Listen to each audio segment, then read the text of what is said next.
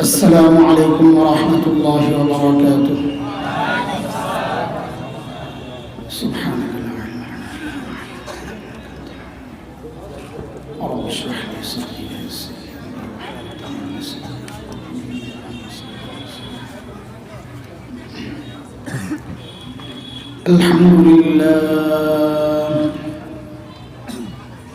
الحمد لله نحمده ونستعينه ونستغفره ونؤمن به ونتوكل عليه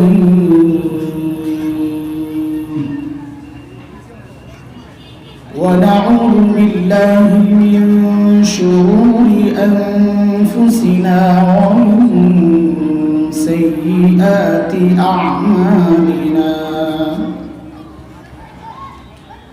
من يهده الله فلا مضل له ومن يضلله فلا هادي له وأشهد أن لا إله إلا الله وحده لا شريك له وأشهد أن سيدنا وسندنا وحبيبنا ومولانا محمدا عبده ورسوله اللهم صل على محمد وعلى آل محمد كما صليت على إبراهيم وعلى آل إبراهيم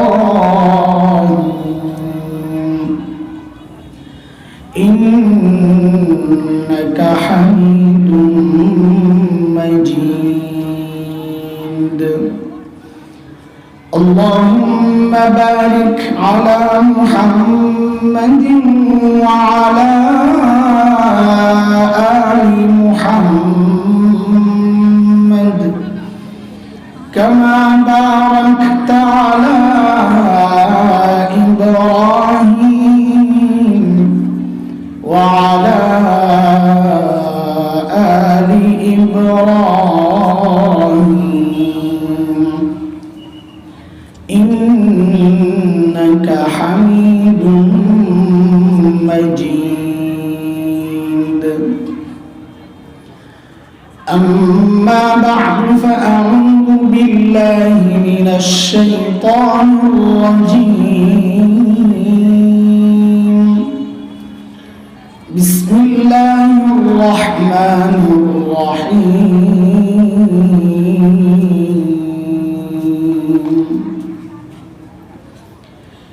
يا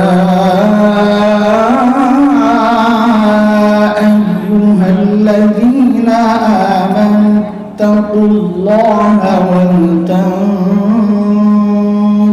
نفس ما قدمت لغد ولتنظر نفس ما قدمت لغد واتقوا الله إن الله خبير بما تعملون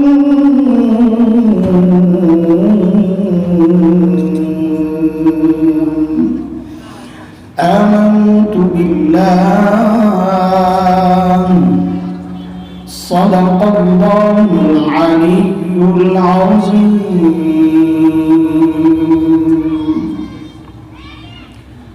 দারুত তাকওয়া হিফজ মাদ্রাসা কর্তৃক আয়োজিত হাফেজ ছাত্রদের পাগড়ি প্রদান উপলক্ষে আজকের এই ইসলামী মহাসম্মেলনের সম্মানিত সভাপতি প্রধান অতিথি আন্তর্জাতিক ইসলামী চিন্তাবিদ জনাব আলহাজ মিসবাহুর রহমান চৌধুরী, উপস্থিত অন্যান্য অতিথি হযরত উলামায়ে কেরাম, মুরব্বিয়ান আযম, দূর দূরান্ত থেকে আগত ইসলাম প্রিয় সুধী সমাজ, প্রিয় ছাত্র ভাইয়েরা, যুবক বন্ধুরা, পর্দার আড়ালের মা ও বোন, আল্লাহ সুবহানাহু ওয়া তাআলার অশেষ মেহেরবানি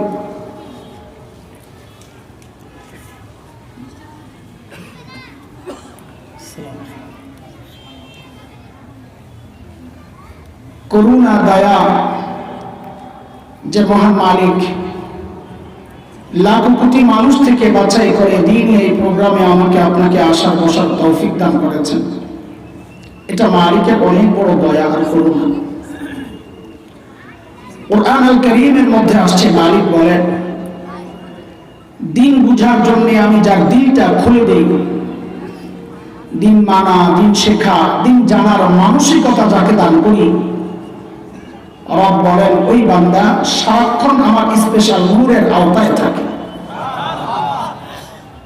দুর্ভাগ্য তার জন্য যার দিল শক্ত, দিন বুঝতে চায় না, বরং উল্টা বোঝে, এমন পোড়া কপালও আছে।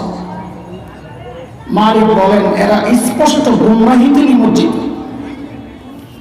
সূরা জুমার আয়াত নম্বর 22 রব্বে কারীম এই কথাটা বলেছেন। মালিক বলেন, أفمن شرح الله صدره للإسلام فهو على نور من ربه فويل للقاسية قلوبهم من ذكر الله أولئك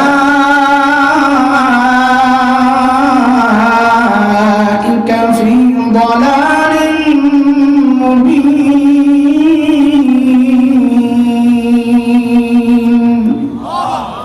এই আয়াতের মধ্যে রব্বে কারীম এই কথাগুলো বলেছেন।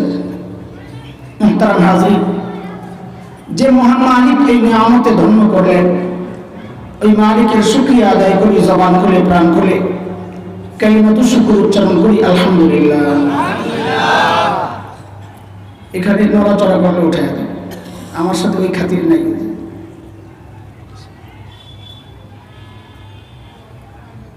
মনোযোগ না থাকলে আমার বলা সমস্যা হবে। এখানে তো কোনো তামাশা করতে বসি নাই যে উড়া দুরা মেরা দিলাম।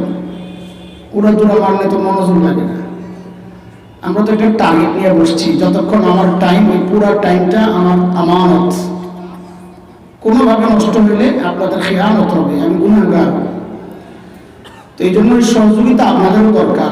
আমার জন্য মনোযোগ ঠিক থাকে, ওই সহযোগিতা দরকার। সামনে বসে কেউ নড়াচড়া করা যাবে না, চুপচাপ বসতে পারলে থাকেন, বাইরে সামনে থেকে সরে যাবে, এটা একদম চোখে লাগে। কাছে বসে বসে খাই নড়াচড়া নড়াচড়া। লা হাওলা ওয়ালা কুওয়াতা ইল্লা বিল্লাহ। মুহতারাম হাজরিন, আমি সূরা হাশরের ছোট্ট একটা আয়াত তিলাওয়াত করছি। সময় আমাদের খুব কম, অনেক বড় বড় ওয়াইজরা আছেন। আজকে শিডিউল সব এলোমেলো হয়ে যাওয়ার কথা, রাস্তার যে অবস্থা। আমরা সবার জন্য দোয়া করি, আল্লাহ সবাইকে ঠিকঠাক মতো সময় মতো পৌঁছায় দেন, আমিন। সূরা হাশরের ছোট্ট একটা আয়াত তিলাওয়াত করেছি, যে আয়াতে আল্লাহ সুবহানাহু ওয়া তাআলা আমাকে আপনাকে বড় মায়া করে ডাক দিয়েছেন, ইয়া আইয়ুহাল্লাযীনা আমানু, ও ঈমানদাররা। এই ডাকটা মালিকের বড় মায়ার ডাক। কুরআন আল কারীমের মধ্যে আল্লাহ ঈমানদারকে দুই ভাবে ডেকেছেন, ইয়া আইয়ুহান নাস, ও মানুষ, এই এক ডাক। আরেক ডাক হচ্ছে ইয়া আইয়ুহাল্লাযীনা আমানু, ও ঈমানদাররা, এই আরেক ডাক। হযরত মুফতি শফি রহমাতুল্লাহি আলাইহি বলেন, এই দুই ডাকের মধ্যে অনেক পার্থক্য। কি পার্থক্য? যে আমরা আমাদের সন্তানদেরকে ডাকার ক্ষেত্রেও দুইভাবে ডাকি। কখনো নাম ধরে, হয় আব্দুল্লাহ, এভাবে ডাকলে সন্তান অজানা এক আশঙ্কা তার মধ্যে কাজ করে, না জানি আব্বা রেগে আছেন, ডাকের নমুনা তো ভালো। কিন্তু বাবা কখনো সন্তানকে, বাবা আর সন্তানের যে সম্পর্ক, ওই সম্পর্ক ধরে ডাকেন আব্বু, তখন সন্তান বুঝে বাবা আমাকে মায়া করে ডাক দিয়েছে। ঠিক আল্লাহ তাআলা যখন ডাকেন ইয়া আইয়ুহান নাস, ও মানুষ, আল্লাহ নাম ধরে ডেকেছেন, বুঝা যে আল্লাহ তাআলা হয়তো রেগে আছেন। কিন্তু আল্লাহর সাথে বান্দার যে সম্পর্ক, ঈমানের সম্পর্ক, ওই সম্পর্ক ধরে যখন আল্লাহ ডাক দিয়ে বলেন ইয়া আইয়ুহাল্লাযীনা আমানু, ও ঈমানদারেরা, তখন বুঝে নেওয়া যে আল্লাহ আমাকে বড় মায়া করে ডাক দিয়েছেন। আমি যে আয়াতে কারিমা তিলাওয়াত করেছি, ওই আয়াতে আল্লাহ বড় মায়া করে ডাক দিয়ে কি বলছেন? ইয়া আইয়ুহাল্লাযীনা আমানু তাকুল্লাহ ওয়াল তানজুর নাফসুম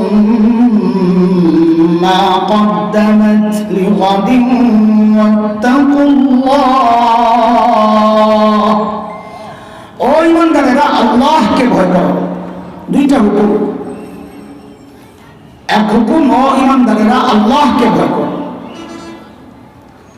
এই বিষয়ে আমি কথা বলছি না। আল্লাহ তাআলার দ্বিতীয় হুকুম ওয়াল তানজুর নাফসুম মা কদ্দামাত লিগাদ। প্রত্যেকটা মানুষের উচিত তার আখিরাত নিয়ে চিন্তা করা, আমার আখিরাতের পুঁজি কি, কামাই কি, সম্পদ কি নিয়ে দাঁড়াবো মালিকের সামনে।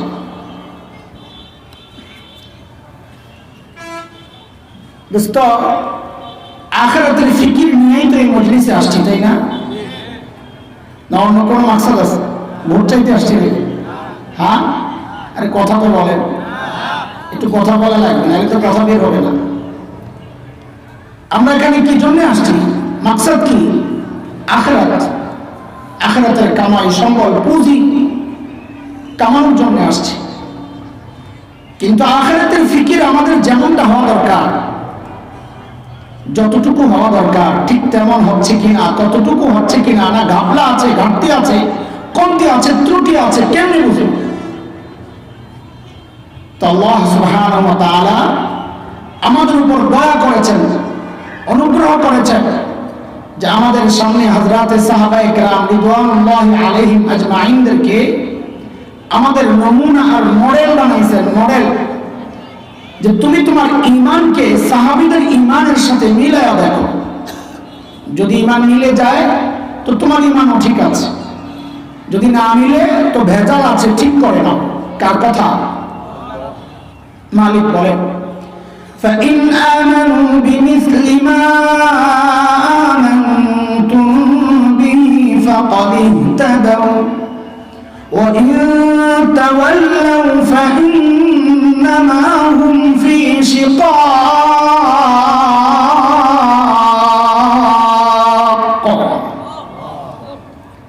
বলে তুমি তোমার তাকওয়াকে সাহাবীদের তাকওয়ার সাথে মিলাও। বলে কেন মিলাবো? বলে যদি সাহাবীদের তাকওয়ার পরীক্ষা আমি নিয়েছি, ওই পরীক্ষায় তারা পাস, তোমারটা মিললে তুমিও পাস। কার কথা? উলাইকা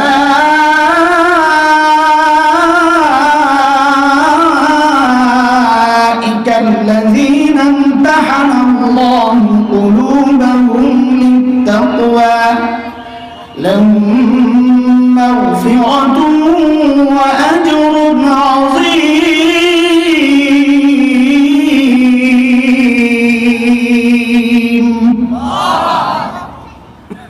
কাজে আমাদের আমলকে কাদের সাথে মিলাইতে হবে বলেন? কিন্তু ভাই, আমাদের আমল তো সাহাবীদের সাথে হুবহু মিলবে না। যদি মিলতো তো আল্লাহ তাআলা আমাকে আপনাকে এই যুগে না পাঠাইয়া নবী যুগেই পাঠাইতেন, সাহাবীদের সময় পাঠাইতেন। যদিও ছোটবেলায় আমরা একটা আবেগী গজল গাইতাম, কত গজলই তো মানুষ গায় আবেগের বশবর্তী হইয়া। ছোটবেলায় গাইতাম যখন গলা সুন্দর ছিল, তিলাওয়াত করতাম সুন্দর, গজল গাইতাম, টনটিনা গলা। এখন তো ভাঙ্গা ভাষা নাই, ফাটা ভাষা নাই, একটা সুরসুরা ভাষা হয়ে গেছে। কোন রকম ঠেলে ঠেলে চালাইতেছি জোড়া থাকি দিয়ে। তা আমি গজল সময় টাইম লস করবো না, আমি শুধু বক্তব্যটা শোনানোর জন্য 2 লাইন বলতেছি। আপনারা শুনেছেন হয়তো নিশ্চয়ই অনেকবার। জন্ম যদি হতো মোদের রাসূল পাকের কালে, আহা রাসূল পাকের দেশে। বাস আর টানলাম না। তো আমার উস্তাদরা বলতেন, হ্যাঁ এটা কেমন গজল গাইলা? হ্যাঁ, জন্ম যদি অতমদের রসুল পাকের কালে। আরে কোন জন্য জন্ম নিলে তোমার জন্য ভালো? তুমি ভালো বুঝো না আল্লাহ ভালো বুঝো? রসুলের যুগে জন্ম নিলেই যে খালি আবু বকর হইতা, এটা কে বলছে? আবুল আহাবত হইতে পারতাম, হুবহু মিলবে না। তবে একটা খুশির খবর আছে, শুনবেন? চেহারায় তো খুশির ভাব নাই আপনার, নারাজ হয়ে গেছেন কালা বেড়া দেখে। খুশির খবর একটা শুনলেন তো না? আচ্ছা শুনেন, এটা শোনার আগে একটা উদাহরণ বুঝেন, তাহলে আরো বেশি বুঝে আসবে। বুঝে বুঝে আগান। দেখেন আমি বক্তা না, আসলে আমি শিক্ষক, মাদ্রাসায় পড়ানো আমার মূল কাজ। ওই ছাত্রদেরকে যেভাবে পড়াই চেষ্টা করি ওইভাবেই বুঝানোর জন্য সাধারণ মানুষকে। তা আপনারা মনোযোগ দিয়ে শোনেন, একটা মেসেজ তো নিয়ে যাইতে হবে এখান থেকে ইনশাআল্লাহ। এই মুহূর্তে বাজারের টমেটো কত কেজি বলেন তো? হ্যাঁ, একটাও তো বাজার করে না, বেরিয়ে খামাখা খেতে আপনার লগে। হ্যাঁ, কত? 120। মাশাআল্লাহ, আইডিয়া আছে। আচ্ছা, এই টমেটোটা ফ্রেশ না ভেজাল? এই ভেজালটা খান 120 টাকা। হাই কথা। ফুল সিজন যখন থাকে টমেটোর, ফুল সিজন, তখন টমেটোর কেজি কত থাকে? 10 টাকা। আচ্ছা, এই 10 টাকার টমেটোটা ফ্রেশ না ভেজাল? কি একটা অবস্থা, মাথায় কত বুদ্ধি আমাদের। ফ্রেশটা খাই 10 টাকায়, ভেজালটা খাই আচ্ছা 100 টাকায় ধরেন, বলতে সহজ হবে। আচ্ছা, এটার কারণ কি বলেন তো? সিজন আর আনসিজন। সিজনের জিনিস হয় ফ্রেশ, কিন্তু রেট হয় কম না, অরিজিনাল, এটা আসল রেট। অফ সিজনের জিনিস হয় ভেজাল, কিন্তু রেট হয়।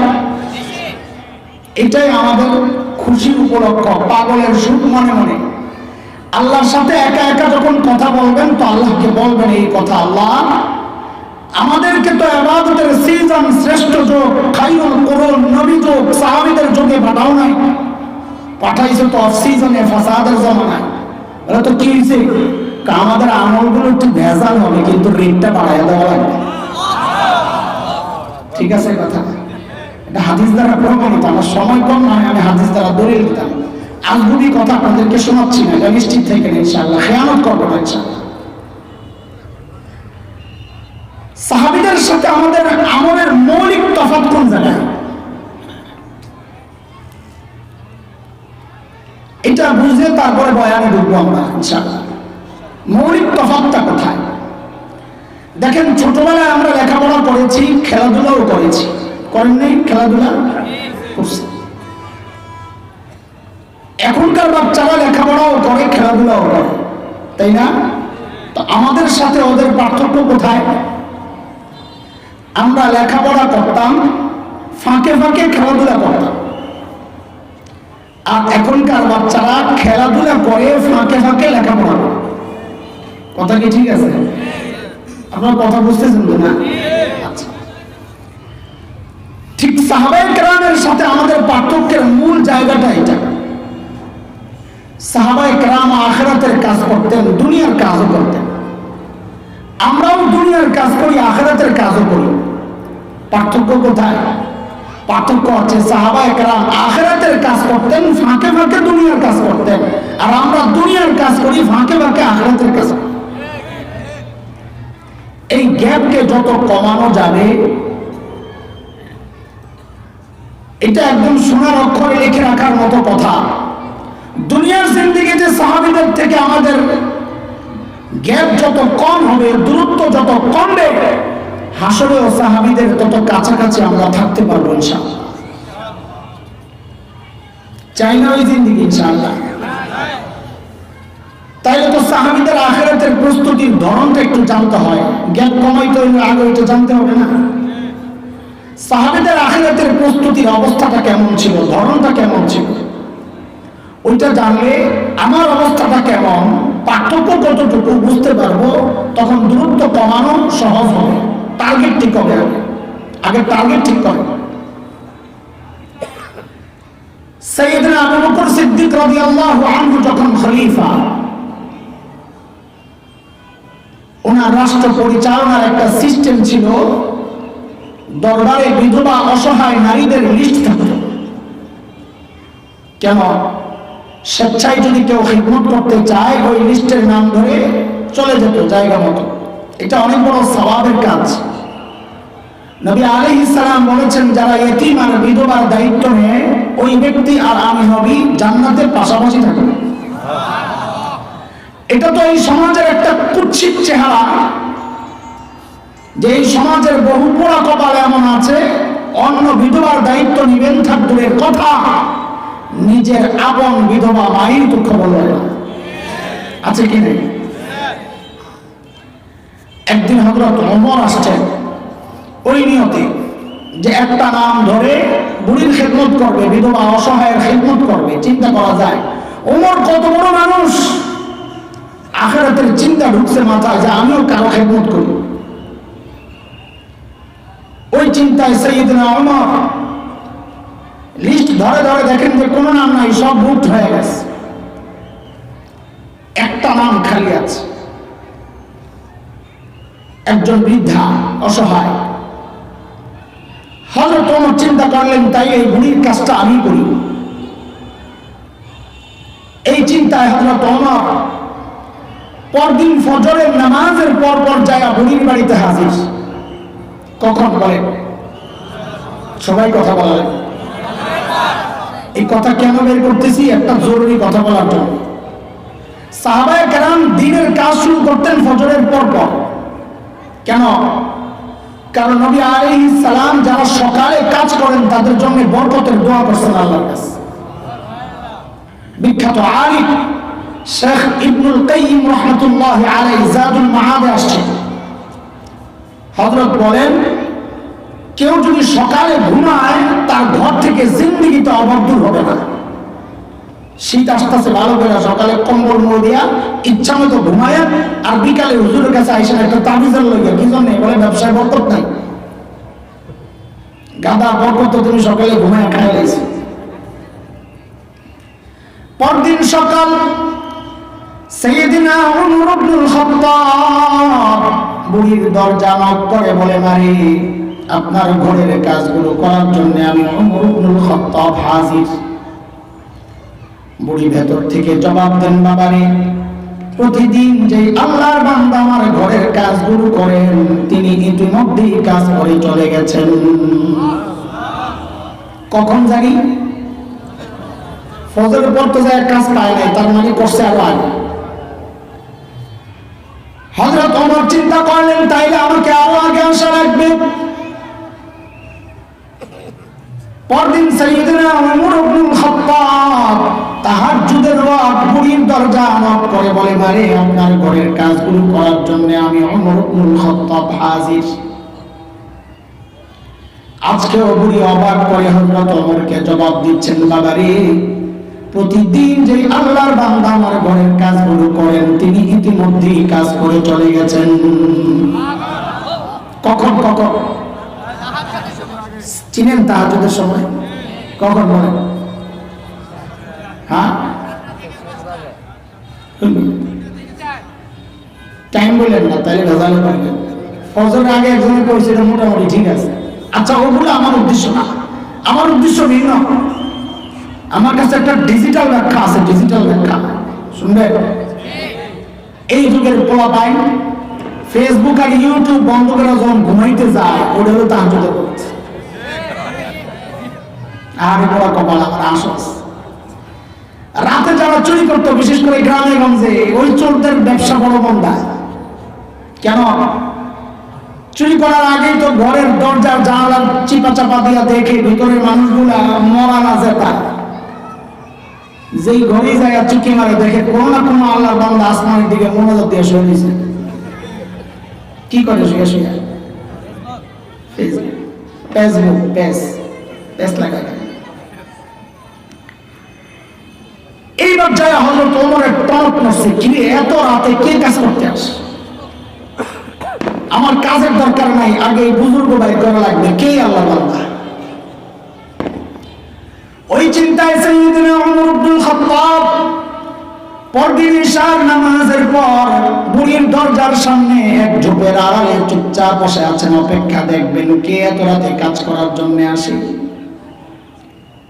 গভীর রাত, হযরত ওমর লক্ষ্য করলেন এক আল্লাহর বান্দা খালি পায়ে পা টিপে টিপে চোরের মতো বুড়ির বাড়ির দিকে আগাচ্ছে। হযরত ওমর রেডি, আসেন দেখি কে আপনি।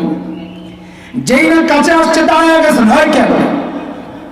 বাপরে, ওমরের যে আওয়াজ, রাত ও গভীর, মানুষটাও একা, এমন সিচুয়েশনে আমি যদি পড়তাম সাথে সাথে কাপড় নষ্ট করে ফেলাইতাম।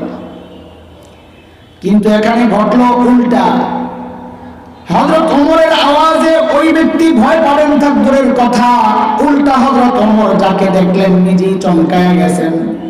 দেখেন ইনি আর কেউ না, খলিফাতুল মুসলিমিন আবু বকর সিদ্দিক রাদিয়াল্লাহু আনহু।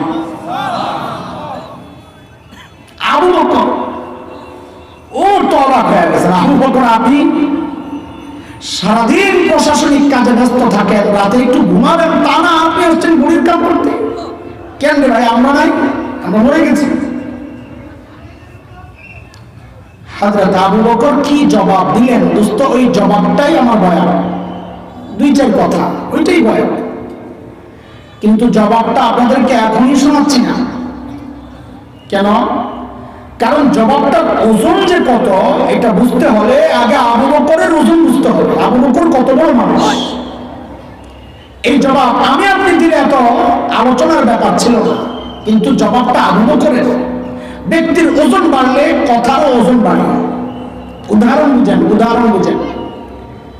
আপনাদের এই উত্তরখানে এক পরিচিত ভিক্ষুক আছে, চেয়ে চেয়ে খায়। আপনাকে দেখে বললো কি কালকে একটু দেখা করো, তোমার খুশি করে দেব। তা আপনি মনে মনে আসবেন, নিজে ভিক্ষা করে খায়, আবার আমাদের খুশি করে, পাগল মতো। একই কথা এলাকার এমপি সাহেব যদি আপনাকে বলেন ওই কালকে একটু দেখা করে খুশি করে দেব, তখনও কি হাসবেন না আশাবাদী হবে?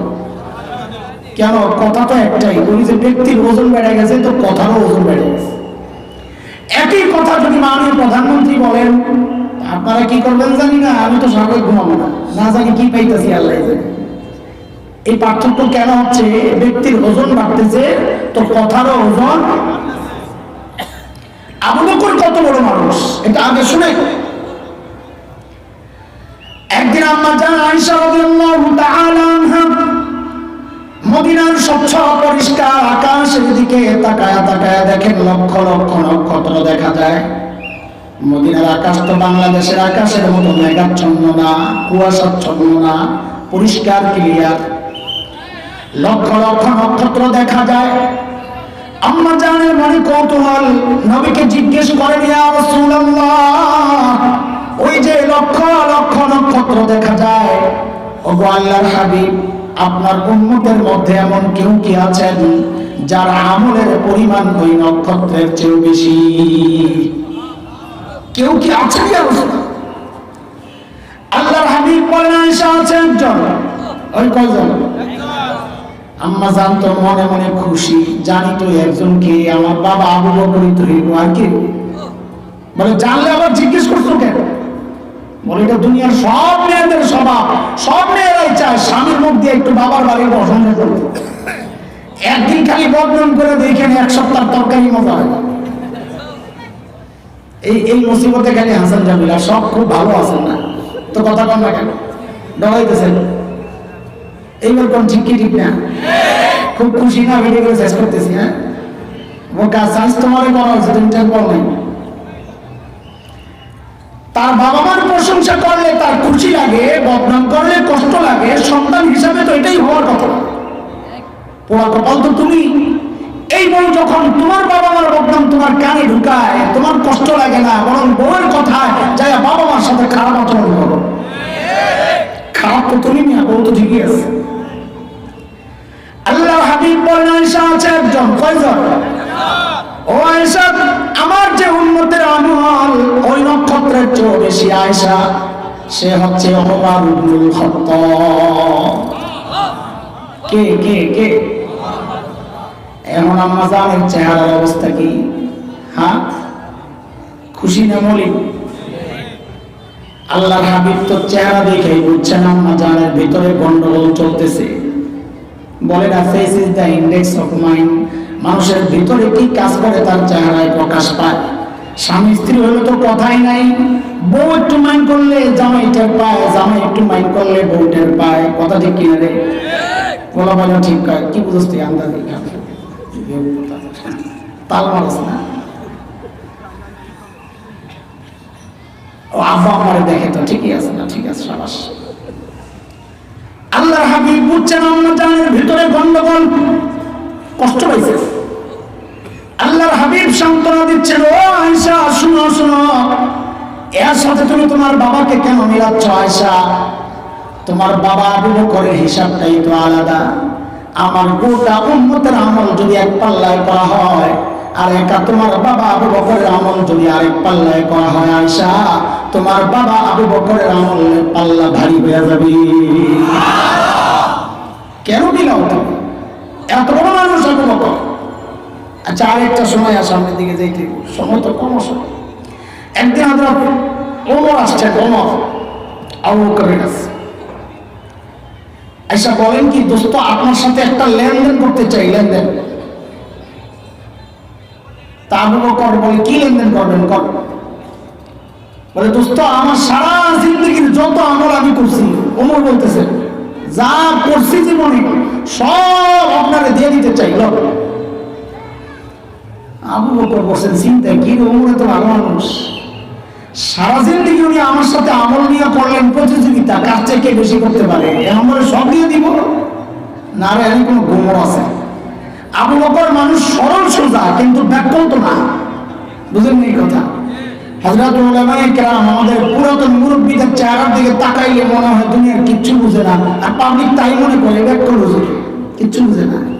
ইয়া যার সিনায় কোরআন আর হাদিসের ইলম বেকুফ সে না, বোকা তো সে যা আসমানি ইলম থেকে বঞ্চিত। আবু বকররা বোকা হয় না। হযরত কাসিম নানতুবি রাহমাতুল্লাহি আলাইহি ছোট্ট দুটো উদাহরণ শোনাই, মৌলভী যে বোকা হয় না, আবু বকর যে বোকা ছিলেন না। কাসিম নানতুবি রাহমাতুল্লাহি আলাইহি কত বড় মানুষ, ইংরেজ বিরোধী আন্দোলনের অন্যতম সিপাহসালার, যার আঙ্গুলের ইশারায় হিন্দু মুসলমান উঠে বসে এত বড় নেতা। দেওবন্দ মাদ্রাসার পাশে একটা ছোট্ট মসজিদ আছে, ছাত্তা মসজিদ বলে। হযরত ওই মসজিদে থাকতেন। ইংরেজরা টের পায়, চারদিক থেকে ঘেরাও করছে, হযরতকে গ্রেফতার করে। হযরত ভিতরে একটা গেঞ্জি গায়ে দেওয়া, লুঙ্গি পরা, মসজিদ ঝাড়ু দেয়। আর আমাদের বড়রা কত সাদা সিধা ছিলেন। ইংরেজরা ভিতরে ঢুকছে, ঢুকা হযরতকে দেখা বুঝে নাই এটাই যে কাসেম নানতুবি। কারণ এত ধারণা ছিল কি, এত বড় নেতা, পেটটা তো কমপক্ষে আমরা দেওয়ার লোক হুজুর মতো হওয়া দরকার, এত ধারণা ছিল। আর তখন তার ফেসবুক আসছিল না যে ওয়ালে ওয়ালে হযরতের ছবি ঘুরে। আল্লাহ বাঁচাইছে বেটাকে। তো ইংরেজরা ভিতরে ঢুকে কাসেম নানতুবিকে জিজ্ঞেস করতেছে, ভাই কাসেম নানতুবি কাহা? কাকে জিজ্ঞেস করতেছেন? কাসেম নানতুবি কাহা? কাসেম নানতুবি বলছেন ভালো বিপাকে, যদি বলেন নাই হো তো গ্রেফতার হো, আর যদি বলেন পাতা নেই আমি জানি না তো মিথ্যা কথা হয়। মৌলবী কি হয় না রে? বাবাইন কথা কইছে মুরব্বীরা না। আমি তুই তুমি বললাম বুঝলাম, আমি ভুলে গাড়ি জিজ্ঞেস করছি, আপনারা না ভুল বুঝলেন না। আমার কাসেম নানতুবি এমন একটা ভাব রয়েছেন যে বুঝতে একটু দেরি হয়েছে। যেখানে দাঁড়ায় ছিলেন ওখান থেকে সরছেন, সুইরা এই জায়গায় আইছেন, তো আগের জায়গাটা ফাঁকা হয়েছে না, এমন একটা ভাব রয়েছে বুঝতে দেরি হয়েছে। হ্যাঁ কে আবার কাসেম নানতুবি? ও আচ্ছা, ও তো আমি এখান থেকে একটু আগে এখানে ছিল। কথা কি মিথ্যা? একটু আগে তো এখানে ছিল, এখন তো শরীরে এই জায়গায় গেছে। ইংরেজরা মনে করছে একটু আগে এখানে ছিল, এখন বুঝি পালায় গেছে। মৌলবী কি আলা? সাইয়েদনা আবু বকর কি ছিলেন না? সূরা লাহাব যখন নাযিল হয়, তার মধ্যে আবু লাহাবের বউয়ের কথাও আছে, তোরও সাইজ করা হয়। উম্মে জামিল বিনতে হারব ইবনে উমাইয়া নাম, বিড়ি তো খেইবা শেষ, আর আমার বিরুদ্ধে পাথর লইছে, নবীকে মারবে। কাবার দিকে রওনা দিছে। নবী আলাইহিস সালাম কাবার পাশে বসে বসে তিলাওয়াত করতেছেন, পাশে বসে আবু বকর পাহারা দেয়। আরে পাহারা দিয়েও যে আবু বকর কত মাইর খাইছে জীবনে। আবু বকর দেখছেন উম্মে জামিল আসতেছে, নবী আলাইহিস সালামের কানে কানে যায় বলতেছেন, ইয়া রাসূলুল্লাহ, উম্মে জামিল আসছে, মতি গতি ভালো মনে হচ্ছে না, হাতে পাথর।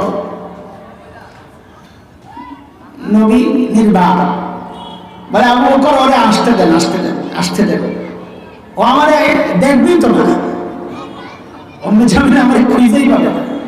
কেন? এটা নবীর মুজিজা।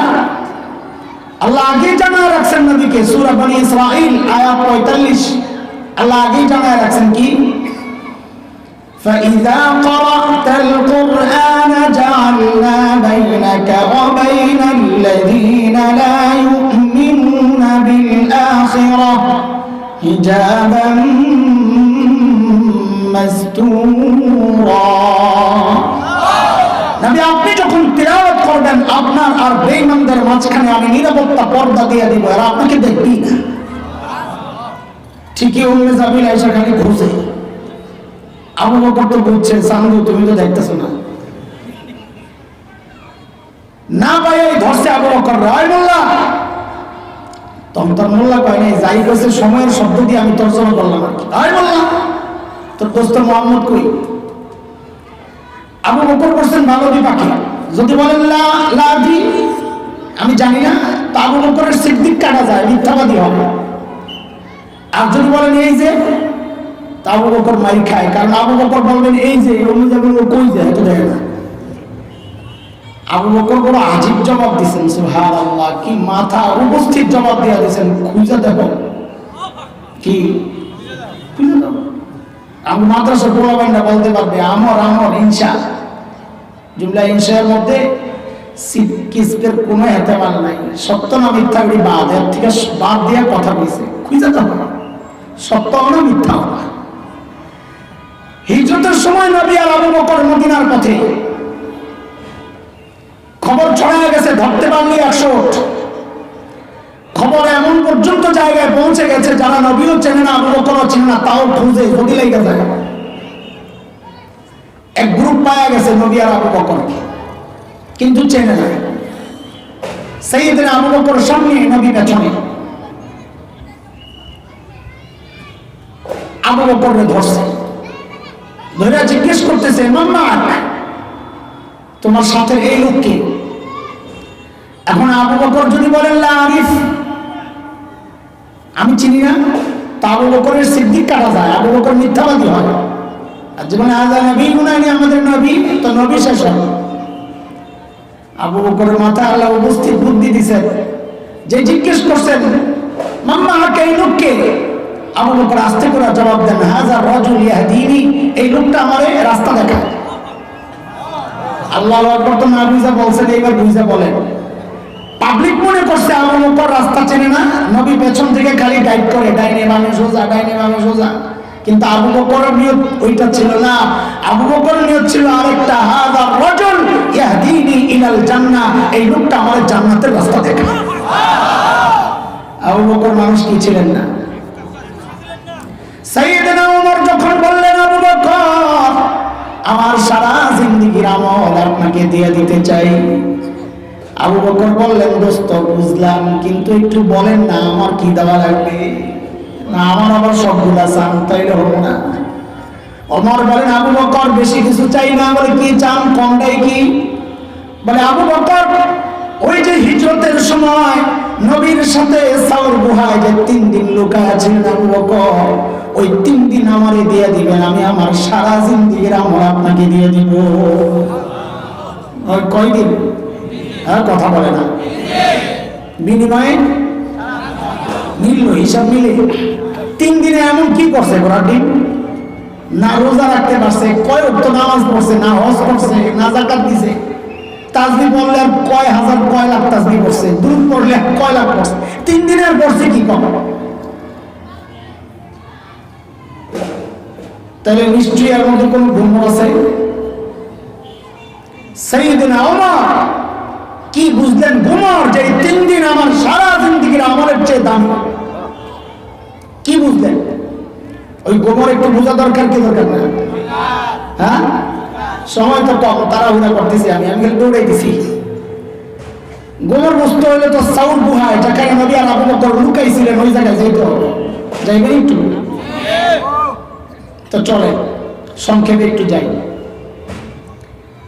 আচ্ছা, গুহার ভেতরে ঢুকার আগে আগে গুহার মুখটা একটু বন্ধ করি, চলে দেখি। আপনারা পরীক্ষা হইব, আপনারা ওয়াজ মুখস্থ রাখেন না, খাইয়া যান গা। এখন পরীক্ষা হইল, বলেন তো গুহার মুখের মধ্যে কে কে বাসা বানাইছিল? মাকড়সার কবুতর না? ওয়াজ তো মনে রাখছেন, মাশাআল্লাহ। এইবার আসল পরীক্ষা। কবুতরের ডিম পারছিল কয়টা? সঠিক উত্তর দিতে পারলে পুরস্কার দেবো ভাইয়ের পক্ষ থেকে। দেবেন না ইনশাল্লাহ? দিব ইনশাল্লাহ। সঠিক উত্তর দাতারে পুরস্কার দেবো। কবুতরের ডিম পারছে কয়টা? বুঝবো ওয়াজ মনে রাখেন না, না রাখেন? 2টা, 1টা। এত কম কম জাতের কবুতর নাকি? পাগল কথাটা। আল্লাহ গুলো তো কম জাতের কবুতর পাঠাইছে, 1টা ডিম পারছে 3 দিনে, 4টা। এটা ঠিক আছে, আরো আসেনি মতামত? 2টা, 2টা তো কয়েকজন হয়ে গেল, 4টাই একজন। পুরস্কার মনে হয় হারিয়ে যাবে। আমাদের কোন কোন বুজুর্গ মুরব্বী ভাবতেছে এবারে ভালো মনে করছিলাম, এমন নবীর সাথে সংশ্লিষ্ট একটা গল্প নিয়ে তামাশা শুরু করছি।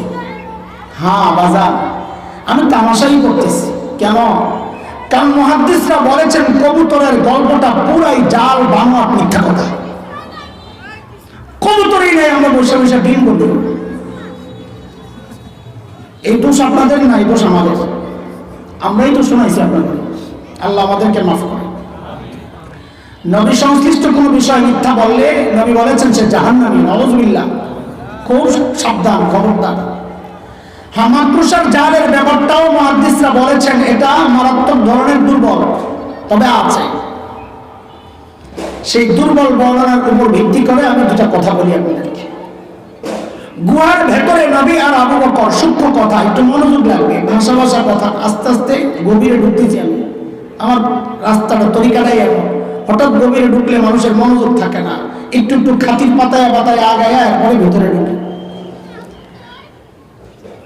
গুহার ভেতরে নবী আর আবু বকর।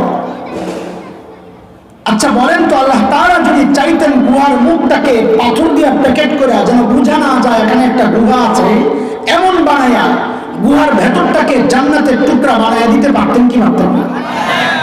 আল্লাহ তা করেছেন। গুহার মুখটা শুধু মাকড়সার জাল। মাকড়সার জাল কি অনেক শক্তিশালী যে এটা ছিদ্র করে, ছিন্ন করে কাফেররা ভেতরে ঢুকতে পারবে না? এমন কিছু না, হালকা। কত হালকা? কোরআনে আসছে সূরা আনকাবুতে, মাকড়সার নামে একটা সূরা আছে নিয়া। ওয়া ইন্না আহওয়ানাল বুয়ুতি লাবাইতুল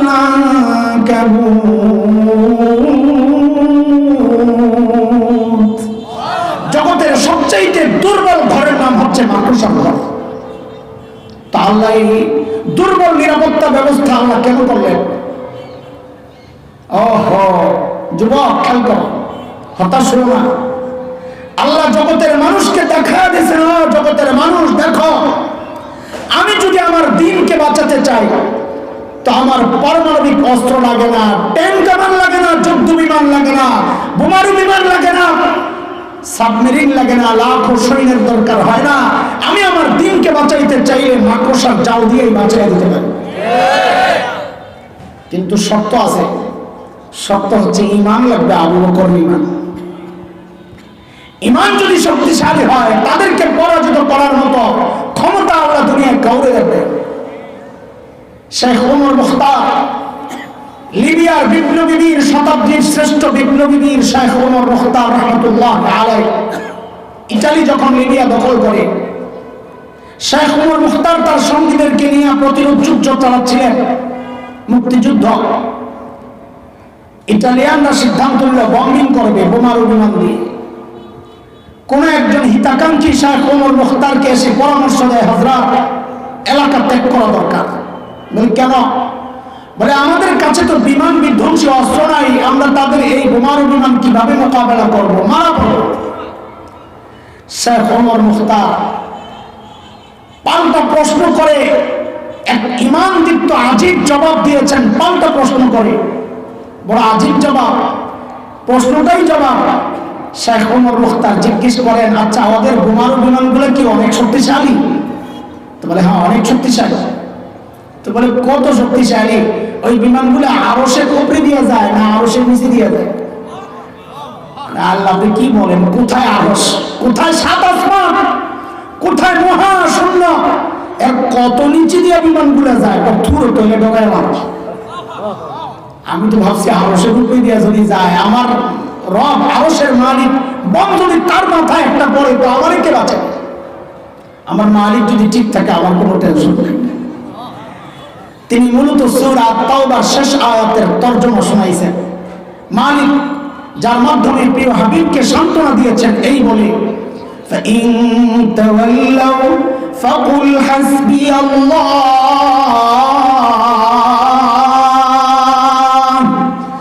لَا إِلَهَ إِلَّا هُوَ عَلَيْهِ تَوَكَّلْتُ وَهُوَ رَبُّ الْعَرْشِ الْعَظِيمِ।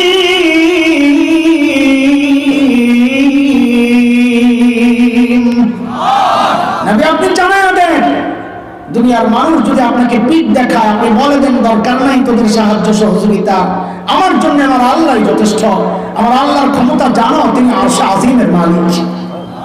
যার মালিক আরশে আজিমের রব, তাদের পরাজয় নাই। নমরুদের মালিক ছিল না, নমরুদ পরাজিত হয়েছে। খলিলের মালিক ছিল, খলিল জিতে গেছেন। ফেরাউনের মালিক ছিল না, পরাজিত হয়েছে। মুসা আলাইহিস সালামের মালিক ছিল, জিতে গেছেন। উতবা শাইবা আবু লাহাব আবু জাহেলদের মালিক ছিল না, পরাজিত হয়েছে। বিলাল হাবশির মালিক ছিল, জিতে গেছেন। পাগড়িওয়ালা মোল্লা তালেবানদের মালিক ছিল, জিতে গেছে।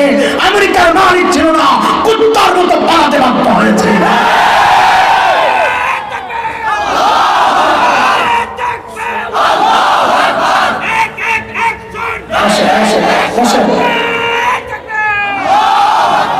মনোযোগ দেন, খেয়াল করেন, তাকবীরের দরকার। চলেন এবার ঘরের ভিতরে যাই, মুক্ত শেষ করছি, একটু একটু করে আগাইতেছি। আল্লাহর হাবিব সাইয়েদনা আবু বকরের কোলে মাথা দিয়ে ঘুমাচ্ছিলেন। নবী ঘুম থেকে ওঠেন, দেখেন যে আবু বকরের চেহারার মধ্যে চিন্তার ছাপ। ও দোস্ত, আবু বকরের চিন্তা কার জন্য? নিজের জন্য না নবীর জন্য? আবু বকররা নিজের চিন্তা করে না। আরে আবু বকর তো দূরের কথা, আবু বকরের ছোট্ট মেয়ে হযরত আসমার গল্প শোনো। আয় হায় হায়, কি পরিবার আল্লাহ বানাইছে। নবী আর আবু বকর যখন সাউর গুহার ভেতরে, অনেক উঁচা, অনেক উঁচা, হযরত আসমা ছোট্ট বাচ্চা, প্রতিদিন বকরি চড়ানোর বাহানা করে করে কোস্তায় করে যায় নবী আর বাবাকে খাবার দিয়ে আসতেন। আরে এখন তো পাথর কাইটা সিঁড়ি বানাইছে, তাও মানুষ উঠতে চায় না। আমি কয়েকবার চেষ্টা করছি, ব্যর্থ হয়ে আসছি। হেরা গুহায় উঠছি, যেখানে ওহি আসছে, ওখানে গেছিলাম, ঢুকছি ভেতরে। সাউথ গুহায় কয়েকবার নিয়ত করছি, কাছে যাওয়া যখন দেখি উপরে মানুষগুলার সাদা পিঁপড়ার মতো দেখা যায়, যে আমার দ্বারা সম্ভব না, আমার পরে হেলিকপ্টার দিয়ে নামাই দিল, এত উঁচা। একদিন আল্লাহর হাবিব দেখেন হযরত আসমার কপাল ফাইটা রক্ত পড়তেছে। নবী জিজ্ঞেস করেন, আসমা কোথায় পড়ে গেছো? হযরত আসমা বলেন, ইয়া রাসূলুল্লাহ, আসার সময় আবু জাহেলের হাতে পড়ছিলাম। আবু জাহেল ধইরা বলে, আসমা নবী আর বাবা কোথায় আছে বল, নাইলে তোকে মেরে ফেলবো। ইয়া রাসূলুল্লাহ, আমি আবু জাহেলের মুখের উপর জানায়া দিয়েছি, আবু জাহেল আমি জানি আমার বাবার নবী কোথায় আছে, কিন্তু বলবো না। ওগো আল্লাহর হাবিব, এই কথা বলার সাথে সাথে আবু জাহেল আমাকে এমন একটা থাপ্পড় মারে, আমি ছিটকে যায় পড়ে, পাথরে পড়ে আমার মাথা ফেটে যায়। আমি সোজা হইয়া দাঁড়াই, আবু জাহেল এসে আমার গলা টিপে ধরছে। আসমা মেরে ফেল, বল নবী কোথায়? ইয়া রাসূলুল্লাহ, আমি আবু জাহেলের মুখের উপর তাকায়া বলে দিছি, আবু জাহেল মারেন মারে, কিন্তু শুনে আমি আমাকে আপনার হাওয়ালা করতে পারবো, আমার নবীকে আপনার হাওয়ালা করবো না। ছোট্ট বাচ্চা। তার যদি হালত এমন হয়, তা আবু বকরের চিন্তা কার জন্য? নিজের জন্য না নবীর জন্য? নবী ঘুম থেকে উঠে দেখেন যে আবু বকরের চেহারার মধ্যে চিন্তার ছাপ। নবী জিজ্ঞেস করেন, আবু বকর আপনি তো চিন্তিত কেন? সাইয়েদনা আবু বকর গুহার মুখের দিকে দেখাচ্ছেন, ইয়া রাসূলুল্লাহ,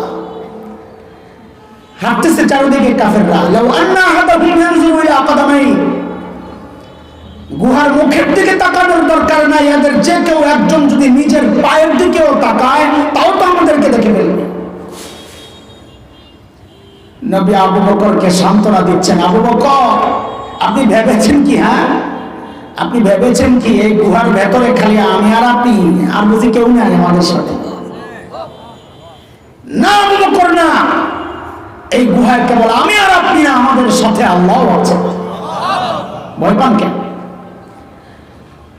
আল্লাহ তাআলা নবীর এই সান্ত্বনার কথাটুকু এতটা পছন্দ হয়েছে,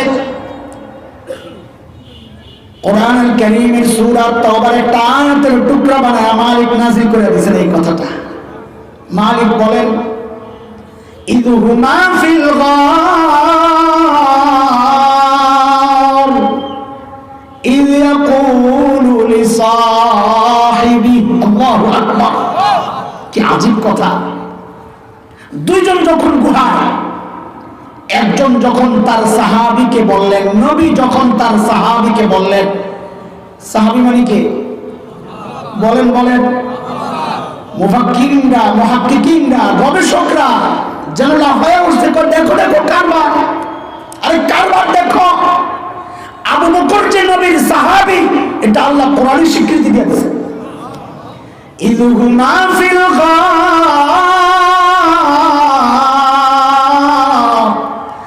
ইয ইয়াকুলু লিসাহিবি, কিন্তু ওমরের গুমর এই জায়গায় না, ওমরের গুমর সামনে। নবী বলেন, লা তাহজান ইন্নাল্লাহা মা'ানা, আবু বকর আপনি ঘাবড়ায়েন না, আল্লাহ আমাদের। ওমর কয় শাস্তে কারবার। আবু বকর চলে গেছে, ধরা ছোঁয়া গেল। কেন?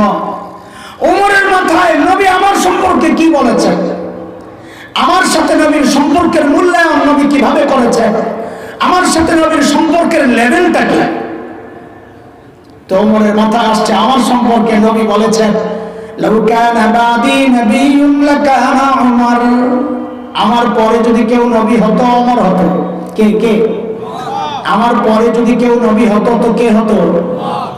বলেন তো এই হাদিস দ্বারা কার মর্যাদা বোঝা যায়, ওমরের না আবু বকরের? কার মর্যাদা? ওমরের। আবু বকরের হলে তো নবী বলতেন আমার পরে যদি কেউ নবী হতো তো আবু বকর হতো। নবী তা বলেন নাই। নবী কি বলছেন? আমার পরে নবী হলে কে হতো? ওমর হতো। ছোটবেলায় যখন প্রথম এই হাদিস শুনি আমারও মাথায় ঢুকছে এটা, আরে কে? সারা জিন্দেগি জানলাম গোটা দুনিয়ার ইতিহাসের যত মানুষ আছে নবীদের পরে সর্বোচ্চ মর্যাদার মানুষ হচ্ছেন আবু বকর, অথচ হাদিস প্রমাণ করে মর্যাদা বেশি কার? ওমরের। কিন্তু এমন একটা গুমর আছে, যেই গুমর ওমর বুঝছে আমরা বুঝি নাই। হাকিমুল উম্মত হযরত থানভী রাহমাতুল্লাহি আলাইহি জবাব দিয়েছেন, মালফুজাতে হাকিমুল উম্মতে আসছে আর জবাব। হাকিমুল উম্মত বলেন না, এই হাদিসও প্রমাণ করে মর্যাদা ওমরের না, মর্যাদা আবু বকরেরই বেশি। কেন? নবী বললেন কি, আমার পরে যদি কেউ নবী হতো ওমর হতো, তার মানে নবীর সাথে ওমরের সম্পর্কের লেভেল কি? বাদিয়াতের আগে আর পরে। নবী বলেন ওমর আমি আগে, আপনি কথা বলেন, আমি আগে আপনি। ওমর কয় সারা জিন্দেগি আমল করে পাইলাম বাদিয়াতের মুকুট। নবী কয় ওমর আমি আগে, আপনি পরে। আবু বকর 3 দিন থাকছে, তাতেই নবী আবু বকরকে বলতেছেন, আবু বকর লা তাহজান ইন্নাল্লাহা মা'ানা, আবু বকর আপনার সাথে আমার সম্পর্ক ওমরের মতো বাদিয়াতের না, মাইয়াতের, আগে আর পরে না, সাথে সাথে সাথে। ওমর কয় সারা জিন্দেগি লাগবে না, আবু বকর লইয়া যান, 3 দিন দিয়ে দেন। এই ওমর বুঝেছেন। ওমর আবু বকর কি বোকা? আবু বকর বুঝেন নাই? কি জবাব দিলেন সাইয়েদনা আবু বকর? আহারে কি মানুষ আবু বকর! আজ থেকে প্রায় 10-12 বছর আগে সর্বপ্রথম যখন আবু বকরের এই জবাব হাকিমুল ইসলাম কারি তৈয়ব রহমতুল্লাহ আলাইহির কিতাবে পড়ি, ওয়াল্লাহি আল্লাহকে সাক্ষী রেখে বলছি, আবু বকরের জবাবটা পড়ে আমি সাথে সাথে কেঁদে ফেলছি। আরে কি মানুষ আবু বকর, কি মানুষ আবু বকর। ওমর যখন বললেন দোস্ত সব দিয়ে দেবো, 3 দিন দিয়ে দেবে, তা আবু বকর কি জবাব দিলেন? আবু বকর বলেন কি, ওমর বলেন কি আপনি, বলেন কি আপনি, এই 3 দিন যদি আপনারে দিয়ে দেয় তো আমার পুঁজি থাকে কি? জীবনে তো কিছু করতে পারি নাই রে ভাই, এই 3 দিনই তো আমার পুঁজি। চিন্তা করছেন কথা? আবু বকর বলে জিন্দেগিতে কিছু করতে পারে না। আরে কি করে নাই আবু বকর নবীর জন্য, কি করে নাই? আমার হাতে সময় নাই, কি করছে আবু বকর কিছু দেখাইতে, এমন কিছু নাই আবু বকর করেন নাই, সব শেষ করে দিয়েছে নবীর জন্য। সে আবু বকর বলতেছে ওমর দিয়ে দিলে থাকি কি? আবু বকরের মর্যাদা শোনাইতেছে, দোস্ত আমি আবু বকরকে এত বসছি, এত বড়ি পাইলেই করি, কারণ আমার এত ভালো লাগে। আর অবাক হই, যত বড়ি অবাক হই, কি মানুষ এটা আল্লাহ বানাইছে, এত বড় মানুষ। চলে ওই যে বুড়ির বাড়ির সামনে চলে যাই একটু দ্রুত, আমাদের মোহতারাম চলে আসবেন এখনই, আমারও দূরে যেতে হবে। মনে আছে আপনাদের কি কোত্থেকে আনছিলাম? গভীর রাত আবু বকর গেছেন বুড়ির কাজ করার জন্য, ওমরের কাছে ধরা পড়ছে। ওমর জিজ্ঞেস করতেছেন আবু বকর আপনি আসছেন কেন? এই কাজগুলা ভাই আমাদেরকে দেওয়া যেত না? তো বলেছিলাম আবু বকর কি জবাব দিয়েছেন, জবাবটাই আমার বয়ান। ওই জবাব শোনানোর আগে জবাবটার ওজন কত এটা বোঝানোর জন্য আবু বকরের ওজন একটু বুঝাইলাম, এবার জবাবটা শুনে। আবু বকর বলতেছেন হ্যাঁ ওমর ভাই, এই কাজগুলো আপনাদেরকে দিলেও পারতাম, আপনাদেরকে দিলেও পারতাম, কিন্তু ভাই রে আমি কি আমার আখিরাত কামাই করবো না? খালি আপনারাই করবেন, আমার কি আখিরাত লাগবে না? কল্পনা করতে পারেন? হ্যাঁ, কল্পনা করতে পারেন এত বড় মানুষ আবু বকরের আখিরাতের চিন্তায় তিনি গভীর রাতে যাইয়া বুড়ির কাম করে। চিন্তা করতে পারেন আমি কি আমার আখিরাত কামাই করবো না? কিভাবে ঢুকছে সাহাবায়ে কেরামের দিলের মধ্যে আখিরাতের ফিকির। সাইয়েদনা ওমর কত বড় মানুষ, আহা ওমরও তো কম মর্যাদার মানুষ না। এই হাদিসটাও তো বোঝায় ওমরের মর্যাদা কত। লাউ কানা বাদি নবিয়্যুন লাকানা ওমর, আমার পরে কেউ নবী হলে ওমর হতো।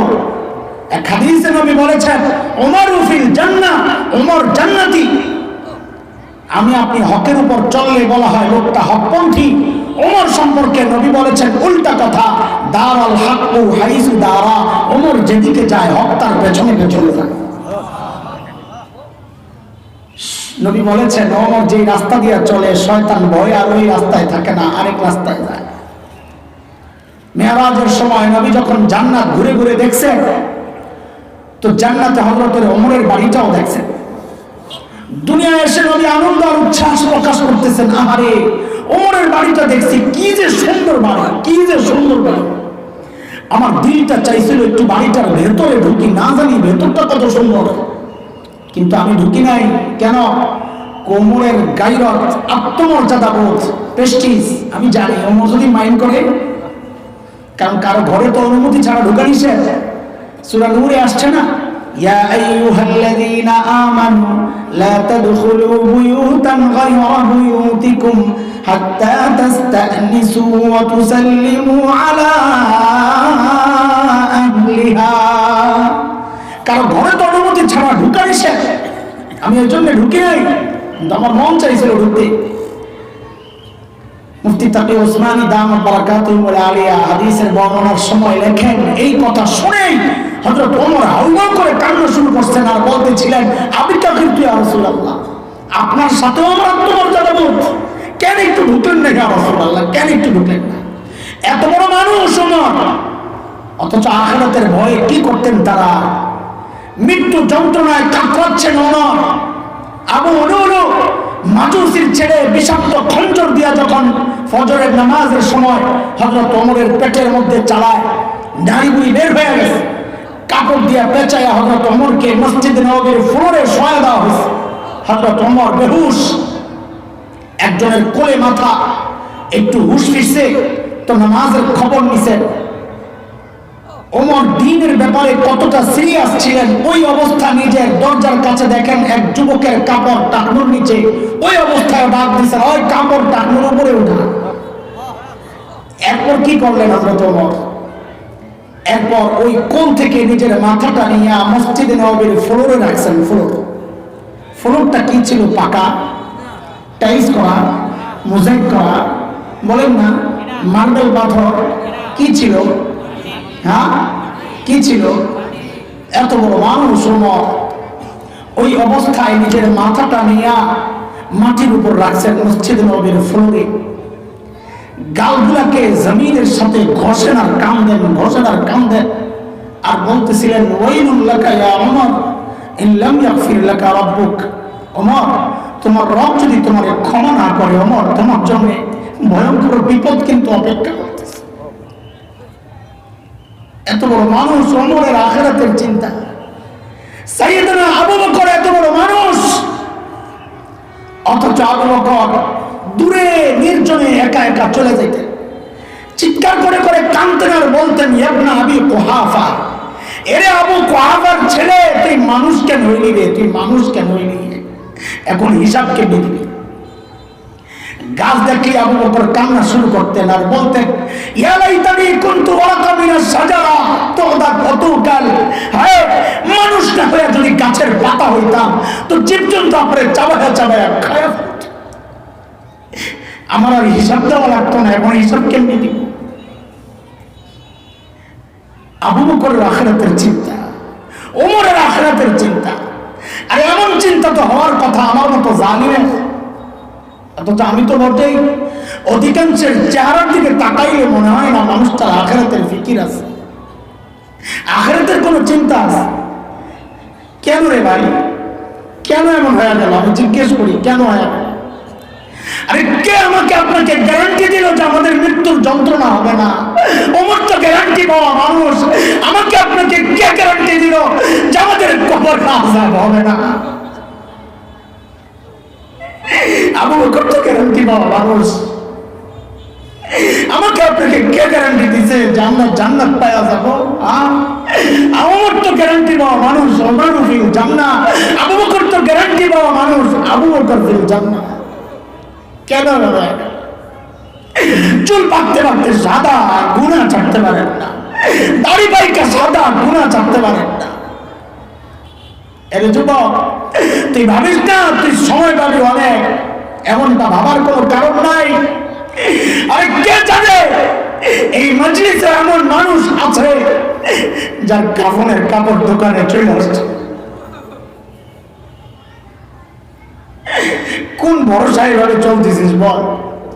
আয় কাছে আয়, তোর পাগুলা দে, আমি একটু ধৈরা বলে যাই, গুনাহ ছাড়।